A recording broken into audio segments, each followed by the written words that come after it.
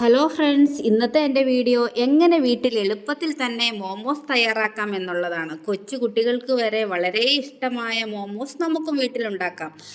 നമുക്ക് മൈദാമാവും കൊണ്ടോ ഗോതമ്പ് മാവ് കൊണ്ടോ ഉണ്ടാക്കാവുന്നതാണ്. ഞാനിവിടെ എടുത്തിരിക്കുന്നത് മൈദാമാവാണ്. ആദ്യം തന്നെ ഒരു ബൗളിൽ ആവശ്യത്തിന് മൈദാമാവ് എടുക്കുക. കുറച്ച് വെള്ളം ചേർത്ത് നല്ല രീതിയിൽ കുഴച്ചെടുത്ത് മാറ്റി വെക്കുക.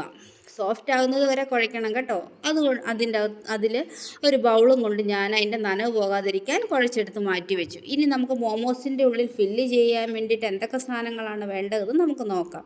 ചിക്കൻ വേവിച്ച് മിക്സിയുടെ ജാറയിൽ പൊടിച്ചത്. ഞാനിവിടെ ചിക്കൻ എടുത്തിരിക്കുന്നത് കൊണ്ടാണ് കേട്ടോ. നിങ്ങൾക്ക് വെജിറ്റബിളും കൊണ്ട് ഉണ്ടാക്കാവുന്നതാണ്. കൂടെ കാബേജ് ചെറിയ രീതിയിൽ അരിഞ്ഞത്, സവാള ചെറുതാക്കി അരിഞ്ഞത്, ബട്ടർ, സോയാ സോസ്, കുരുമുളക് പൊടി, പച്ചമുളക് ചെറിയ രീതിയിൽ അരിഞ്ഞത്, വെളുത്തുള്ളി ചെറിയ രീതിയിൽ അരിഞ്ഞത്, മല്ലിച്ചപ്പ്, ആവശ്യത്തിന് ഉപ്പ്, ഇതെല്ലാം ചേർത്ത് കുഴച്ചെടുത്ത് മാറ്റി വെക്കുക. അന്നേരത്തേക്ക് നമ്മൾ ആദ്യം കുഴച്ച് വെച്ച മൈദാമാവ് നല്ല സോഫ്റ്റ് ആയിട്ടുണ്ടാവും. നമുക്ക് നോക്കാം, അത് റെഡി ആയിട്ടുണ്ടാവും. ചപ്പാത്തിക്കല്ലെടുക്കുക.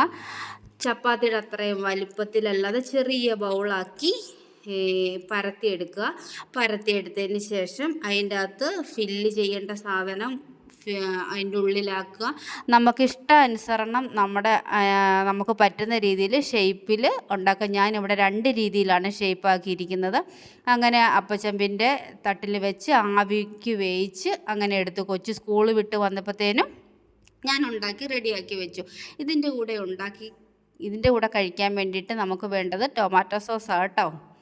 അപ്പം ഉണ്ടാക്കി വെച്ചു. ഞാൻ ആദ്യമായിട്ട് ഉണ്ടാക്കുന്നതല്ല, ഞാനിത് 2ാമത്തെ പ്രാവശ്യം ഉണ്ടാക്കുന്നത്. അപ്പോൾ അവളോട് ചോദിച്ചു രണ്ടാമത് ഉണ്ടാക്കിയ ടേസ്റ്റ് എങ്ങനെയുണ്ടെന്ന് ചോദിച്ചപ്പോൾ സൂപ്പറാന്ന് പറഞ്ഞു. അപ്പോൾ നിങ്ങൾക്കും വീട്ടിൽ പിള്ളേർ സ്കൂൾ വിട്ട് വരുമ്പോഴത്തേനും ഉണ്ടാക്കി വെക്കാം. നല്ല ടേസ്റ്റാട്ടോ, പരീക്ഷിച്ച് നോക്കണേ.